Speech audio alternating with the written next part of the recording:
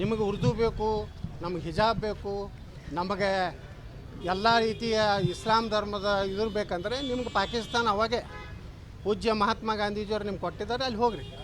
ಎಲ್ಲಿರಬೇಕಾದ್ರೆ ನಮ್ಮ ದೇಶದ ಸಂವಿಧಾನ, ಬಾಬಾ ಸಾಹೇಬ್ ಅಂಬೇಡ್ಕರ್ ಅವರು ಬರೆದ ಸಂವಿಧಾನ ಇರ್ಬೋದು, ನಮ್ಮ ಒಂದು ಸಂಸ್ಕೃತಿಗೆ ಒಗ್ಗಿ ನೀವು ನಡೆದಿದ್ದರೆ ಇರ್ರಿ.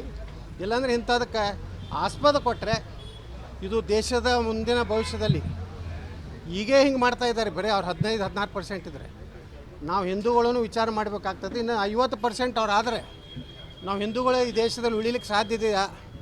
ಇದು ಆತ್ಮಾವಲೋಕನ ಎಲ್ಲ ರಾಜಕಾರಣಿಗಳು ಮಾತ್ರ ಮಾಡಬೇಕು.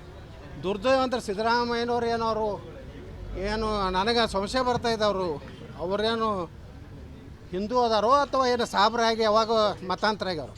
ಯಾವಾಗಲೂ ಸಾಬ್ರ ಪರವಾಗಿಯೇ ಮಾತಾಡುವಂಥ ಸಂಸ್ಕೃತಿ ಏನಿದೆ ಇದು ಜಾತ್ಯತೀತ ಲಕ್ಷಣ ಅಲ್ಲ. ಜಾತ್ಯತೀತ ಅಂದ್ರೇನು? ಎಲ್ಲ ಸಮಾಜದ ಭಾವನೆಗಳನ್ನು ತಿಳ್ಕೊಂಡು ಕೆಲಸ ಮಾಡಬೇಕು.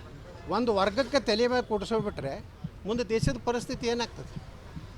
ಇದಕ್ಕೆ ಯಾವುದಕ್ಕೂ ಈ ತಾಲಿಬಾನಿ ಸಂಸ್ಕೃತಿ ತರುವಂಥ ಏನು ಷಡ್ಯಂತ್ರ ನಡೆದಿದೆ ಅದಕ್ಕೆ ಯಾವುದೇ ಸಂದರ್ಭದಲ್ಲಿಯೂ ನಮ್ಮ ಸರ್ಕಾರ ಆಗಲಿ ನಮ್ಮ ಪಕ್ಷ ಆಗಲಿ ಅವಕಾಶ ಕೊಡೋದಿಲ್ಲ ಅನ್ನೋಂಥ ಸ್ಪಷ್ಟ ಸಂದೇಶ ಅವರಿಗೆಲ್ಲ ಕೊಡಬೇಕು.